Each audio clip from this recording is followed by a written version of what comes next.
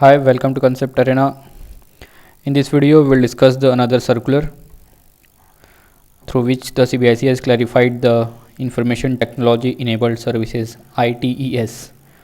So, what is this services? First of all, we will understand that, and then what was the issue, dispute, and what is the clarification.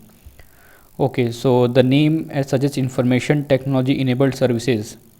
So, this is related to the software industry. Okay, but this term has not been defined in GST law, but it is defined in the income tax rules, that is rule 10 TA clause E of the income tax rule 1962. Okay, which pertains to safe harbor rules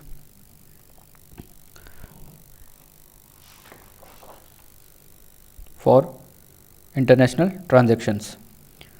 So there is a list of services that have been given under the ITES, Information Technology Enabled Services.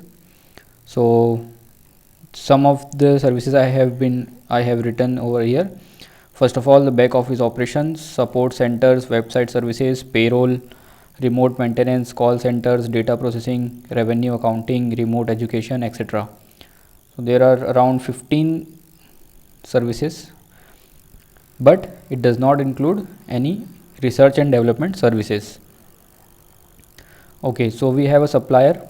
So this is the service, and this kind of services is being supplied by a supplier located in Indian territory, taxable territory, and to providing to a foreign entity, the recipient who is in non-taxable territory. So this was the service. The supplier is in India and there is a foreign recipient. Now, what was the issue? There were two disputes. The first one was whether such supply will be supply of an intermediary service or supply on his own account, that is the supplier.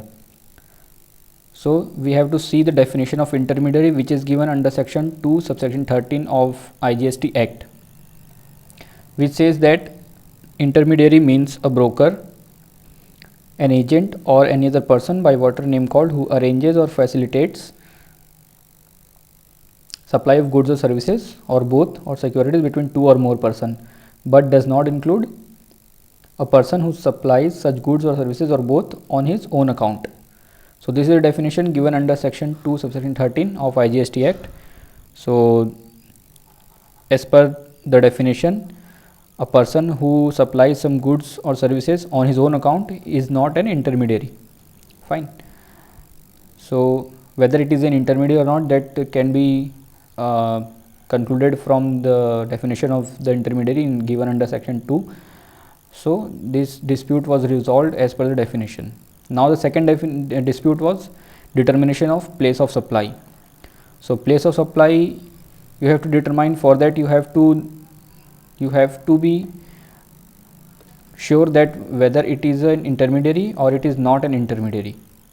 Okay, if it is an intermediary service, then the POS will be location of supplier, that is as per section 13 subsection 8, and if it is not an intermediary service, then section 13 subsection 2 will come into the picture and the POS will be location of recipient, that is outside India. Thus it will classify as export of service and being 0 rated. Fine. So there were three scenarios under this supply of service, which are as follows. Okay, fine. So here we have three kind of scenarios. First scenario, the supplier is supplying the goods or services on his own account. So this is not an intermediary service, as we have seen under definition, even though the supplier provides services direct to the client or customers of the client. So here is an example. Here is the supplier A. He is supplying some service to B. So he is a supplier, he is a recipient.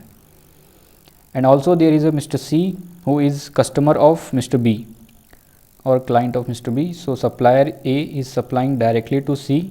Even in that case also, this will be what? not an intermediary service. This will not be an intermediary service even if the supplier A directly supplies to the C, who is a customer of B. So therefore this is not an intermediary service. So the POS will be as per section 13 subsection 2, that is location of the recipient outside India, and thus it will qualify as export of service and will be 0 rated. Fine. Second, we have a scenario number 2 in which supply by arrangement or facilitation. Okay, so the person or the recipient is situated in non-taxable territory, say USA, and we have a supplier in India who is an intermediary, and he is doing what? He is not supplying on his own account, he is arranging or he is facilitating the supply of goods or services on behalf of B. So this Mr. A supplier is arranging and facilitating the supply of goods on behalf of B to customer C, okay, customer of B, his customer, recipient B, customer is Mr. C. Okay, so this is an intermediary service because he is what doing? He is arranging, facilitating the supply of goods services on behalf of other person. So this is a intermediary service. So there is no doubt this will directly qualify as intermediary, and therefore section 13 subsection 8 will come into the picture, and the place of supply will be location of the supplier, that is in India, and the GST will be levied. Okay. Now the third scenario, where he is supplying on his own account, also he is arranging or facilitating supply of goods or services, or both. So here we have two sets of services.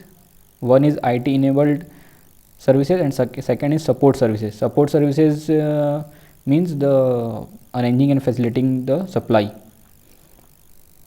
So whether this case will fall under section 2 subsection 13, that is intermediary, will depend on the facts and circumstances of each case. This is the clarification given by the CBIC. Will depend on the circumstances and facts of each case, and will be determined in keeping in view which set of services is the principal supply / main supply. So that we will have to see which is the principal or main supply. Accordingly, we will have to decide whether it is an intermediary or not, and the place of supply will be decided accordingly. Okay, so we have these three scenarios in which we have to classify any services which is being information technology enabled service. So we have a IT enabled service. We will classify into these three and we will decide place of supply accordingly. Okay.